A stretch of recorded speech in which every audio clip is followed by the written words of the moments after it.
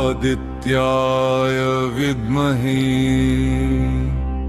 प्रभाकराय धीमहि तन्नो सूर्यः प्रचोदयात्।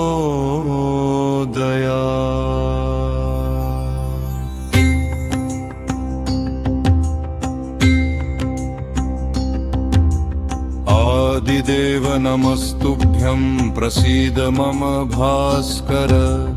दिवाकर नमस्तुभ्यं प्रभाकर नमोऽस्तुते। सप्तश्वरथमारूढं प्रचण्डं कश्यपात्मजं श्वेतपद्मधरं देवं सूर्यं प्रणमाम्यहम्। लोहितं रथमारूढं सर्वलोकपितामहम् महापापहरं देवं तं सूर्यं प्रणमाम्यहम्। त्रिगुण्यं च महाशूरं ब्रह्मा विष्णुमहेश्वरं महापापहरं देवं तं सूर्यं प्रणमाम्यहम्। बृंहितं तेजःपुञ्जं च वायुमाकाशमेव च प्रभुं च सर्वलोकानां तं सूर्यं प्रणमाम्यहम्।